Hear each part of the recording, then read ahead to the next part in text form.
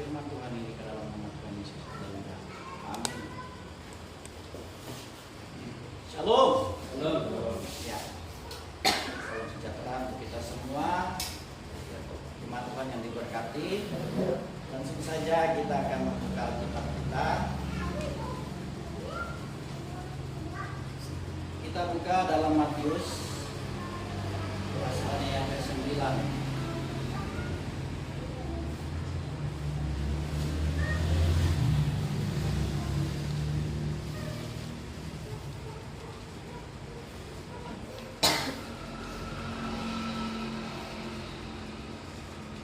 Matius pasal yang ke-9 ayat yang ke-35 sampai yang ke-38. Sudah ketemu? Ya. Ini kita akan baca silih berganti.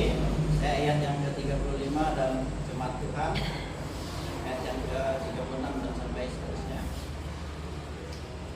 Belas kasihan Yesus terhadap orang banyak. Demikianlah Yesus berkeliling ke semua kota dan desa.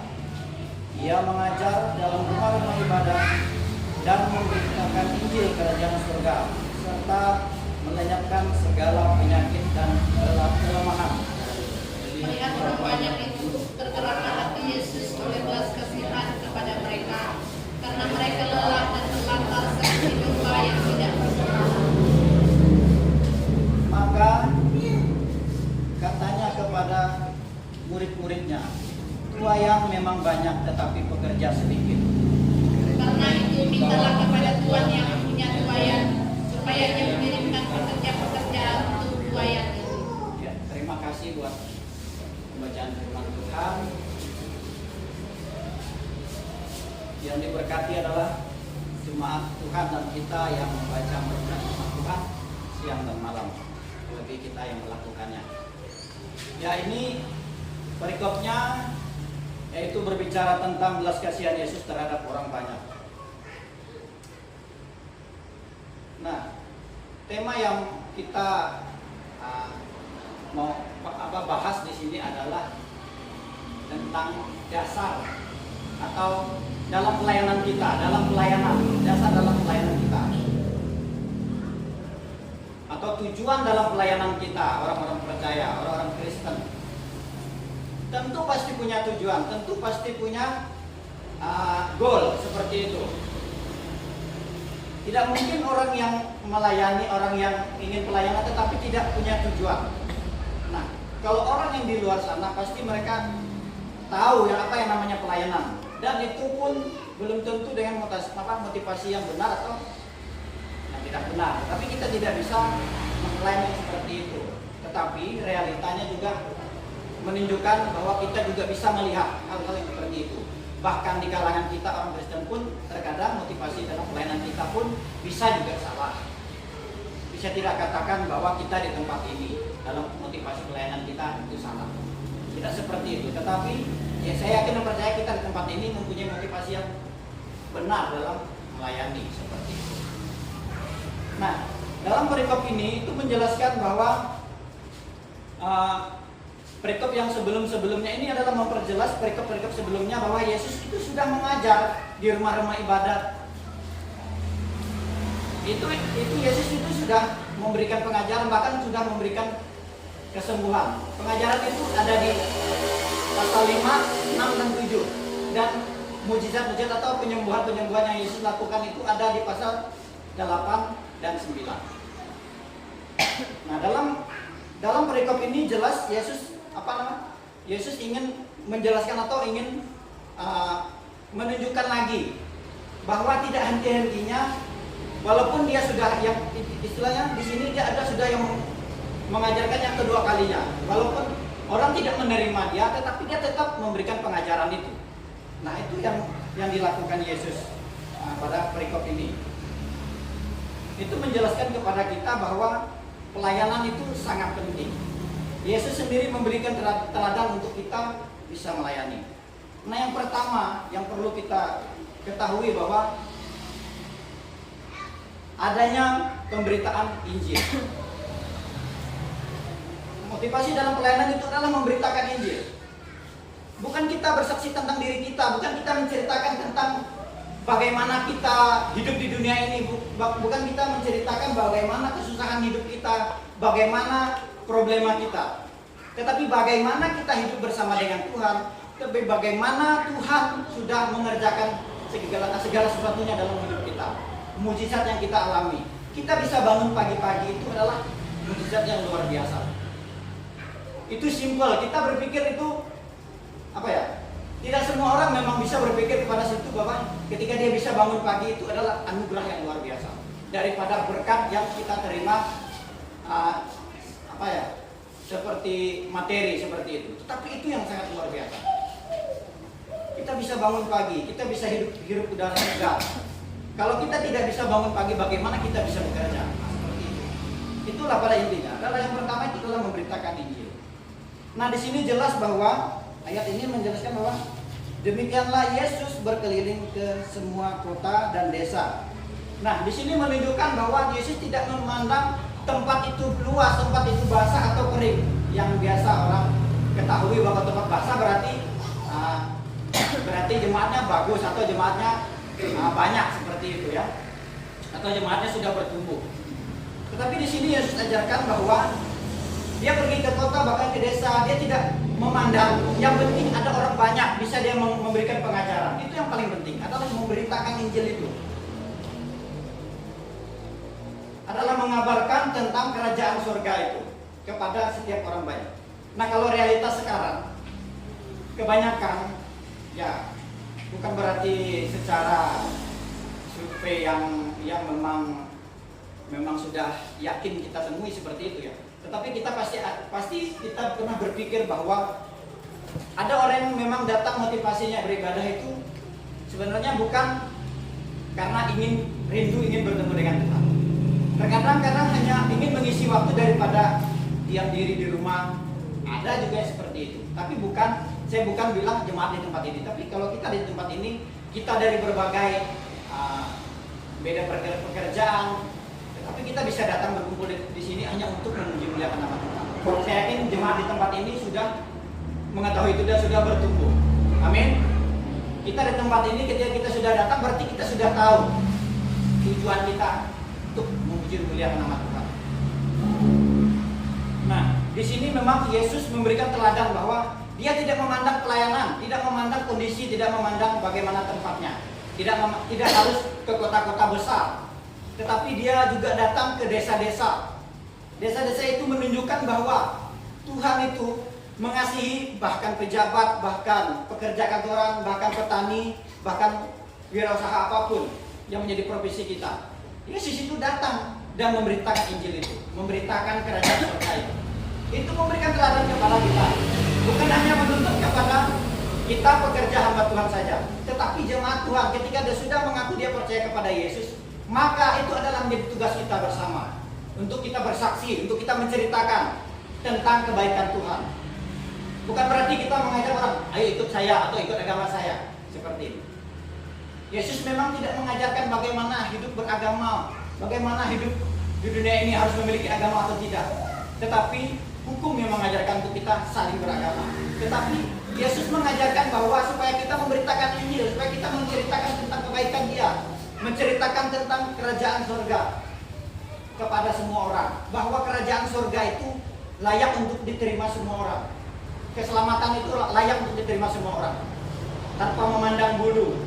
Makanya Yesus memberikan teladan ini kepada kita bahwa Dia datang ke desa-desa, ke kota-kota kemanapun dia berada. Ketika ada kumpulan orang banyak, maka dia memberitakan ini. Itu luar biasa.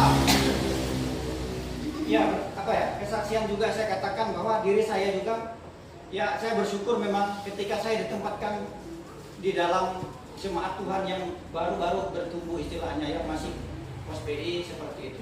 Itu memberikan motivasi kepada saya, memberikan pengajaran kepada saya, bahwa saya yakin bahwa Tuhan ingin mengajarkan saya untuk belajar dari hal-hal kecil, untuk saya belajar bagaimana ketika saya di jemaat Tuhan yang nantinya Tuhan percayakan untuk saya bisa gembalakan atau saya bisa kembangkan seperti itu.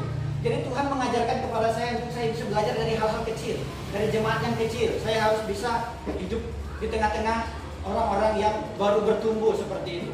Nah, kita yakin dan percaya kita di tempat ini, kita adalah jemaat Tuhan yang Tuhan siapkan untuk kita sama-sama bertumbuh di dalam Tuhan. Amin.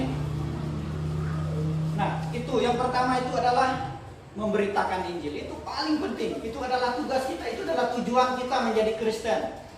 Tujuan kita percaya kepada Yesus adalah itu, untuk menceritakan siapa Yesus sebenarnya. Siapa Yesus itu? Dia adalah juru selamat kita. Dia adalah juru selamat semua manusia. Kan sayang sekali kita banyak orang yang tidak percaya kepada dia. Dia sudah merelakan, memberikan pengorbanannya untuk semua manusia. Nah, itu tugas kita untuk kita memberitahukan itu kepada mereka, pada orang yang belum percaya kepada Yesus. Kalau kita hanya mengharapkan hamba Tuhan, maka terjadi seperti inilah. Kita akan lambat, bergeraknya lambat. Kalau bukan orang-orang percaya, kalau bukan orang-orang yang sudah mengenal Yesus yang harus memberikan kesaksian itu. Ketika kita diberkati, kita bersaksilah. Ketika kita bisa bangun pagi, kita bersaksilah. Kita katakan Tuhan Yesus baik. Itu adalah hal yang pertama yang Yesus mau ajarkan kepada kita adalah memberitakan Injil. Nah, yang kedua itu adalah adanya belas kasihan. Bentuk kasih. Yesus mengasihi semua manusia. Ayat yang ke-36, melihat orang banyak itu, tergeraklah hati Yesus oleh belas kasihan kepada mereka. Ini adalah bentuk ungkapan kasih Yesus kepada manusia, kepada orang banyak. Kalau namanya orang banyak, pasti tentu bermacam-macam orang. Ada orang kaya, ada orang miskin, ada orang susah. Ya kan? Ada orang yang sedang mengalami keluh kesah.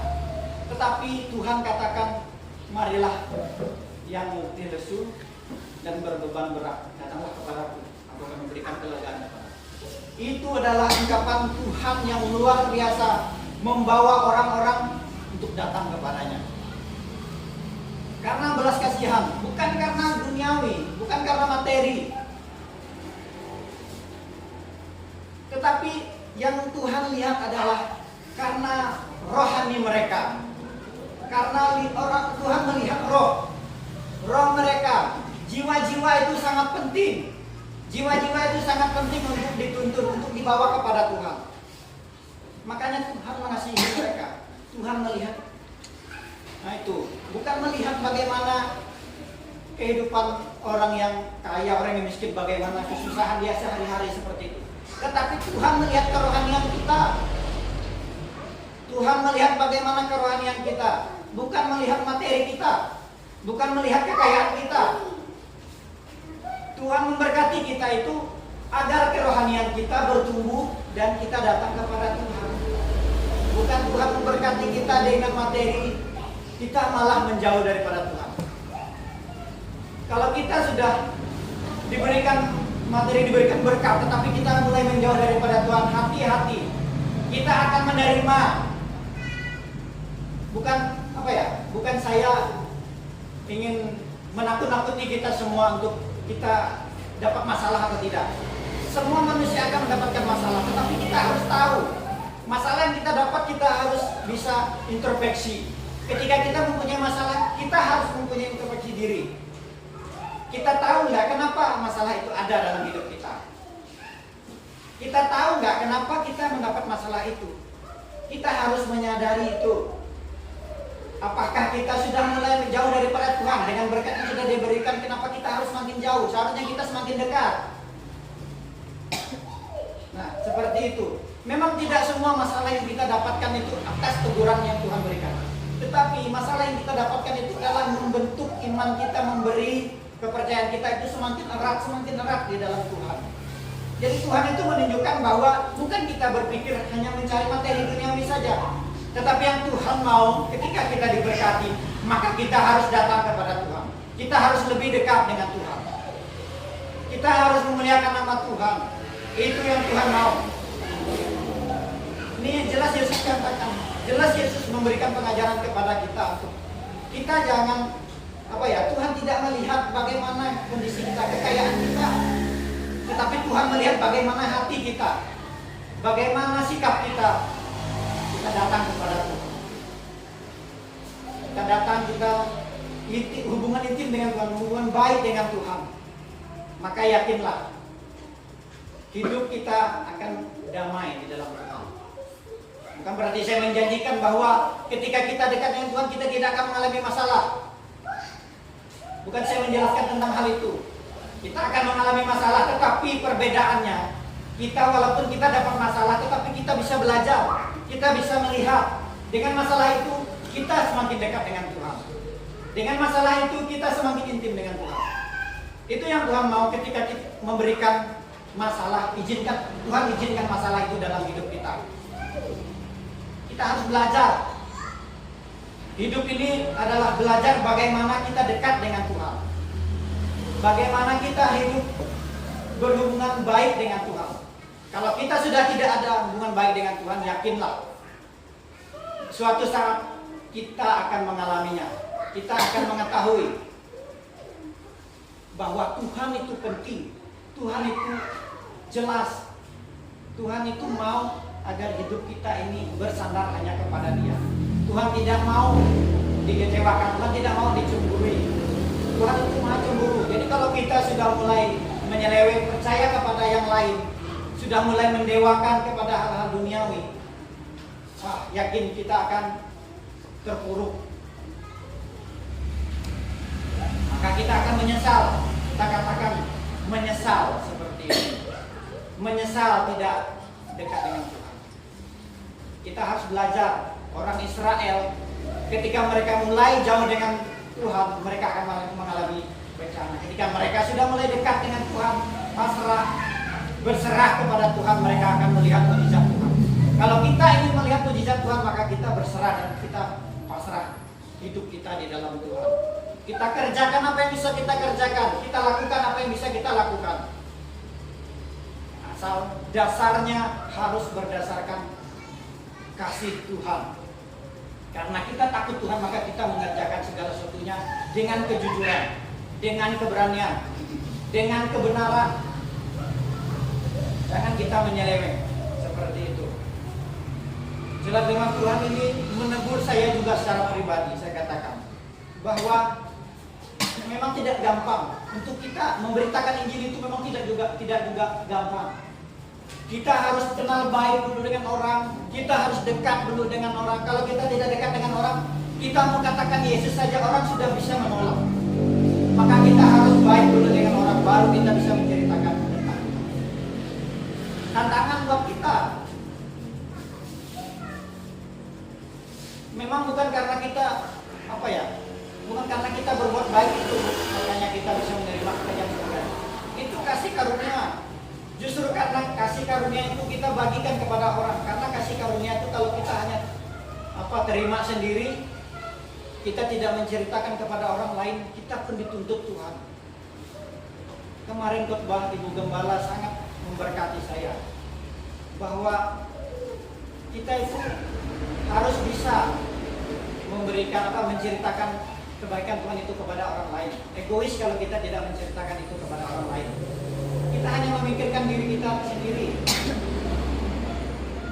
Ya, kita hanya memikirkan diri kita sendiri. Tetapi kesaksian itu adalah menceritakan tentang Tuhan Yesus itu kepada orang lain. Kalau seandainya kita punya masalah, kita ceritakan kepada orang lain dengan hati yang bersyukur, kita katakan bersyukur saya hanya seperti ini. Tuhan masih mengasihi saya. Cerita itu kepada orang lain. Yesus masih mengasihi saya. Bersyukur seperti itu, maka orang lain akan mendengar. Ketika orang lain mendengar, yakinlah kebenaran yang kita sampaikan, kepercayaan kita yang kita sampaikan kepada orang lain itu sudah memberikan kesaksian. Orang lain akan bisa percaya kepada Yesus. Bukan ketika kita berkhotbah, ketika kita mengajar itu saja yang bisa itu saja yang bisa memberkati orang lain. Tidak.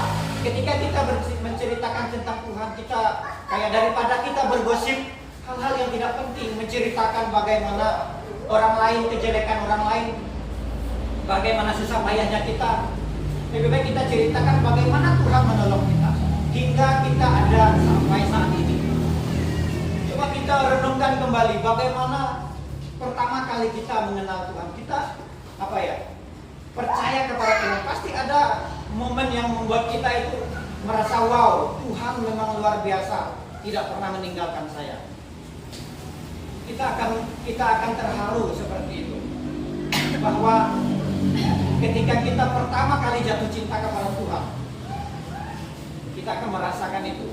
Itulah kita bisa mengembalikan bahwa kita akan bersemangat untuk kita bersaksi, menceritakan tentang kebaikan Tuhan, menceritakan tentang kerajaan surga itu kepada orang di luar sana. Karena kita mengasihi jiwa-jiwa, mengasihi mereka, orang-orang di luar sana, maka kita harus menceritakan itu.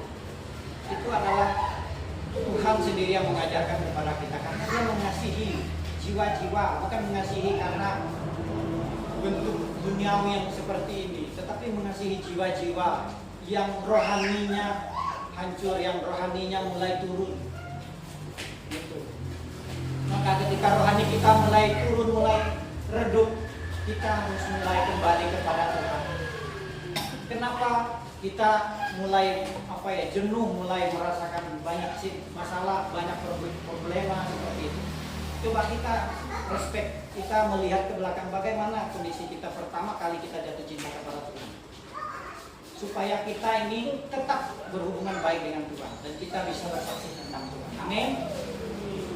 Ya, itu saja kebenaran firman Tuhan yang bisa saya sampaikan untuk kita bisa belajar bersama. Mari kita berdoa. Tuhan, terima kasih buat kasih setia dan pertolongan. Firman-Mu yang sangat luar biasa mengajarkan pertolongan, memberikan pengajaran kebenaran, yang memberi motivasi, memberi curahan Roh Kudus Tuhan, untuk kami boleh diberikan hikmat, untuk kami menceritakan tentang kerajaan surga, tentang Yesus Kristus di luar sana, untuk kami bersaksi tentang Tuhan. Terima kasih buat firman Tuhan yang membina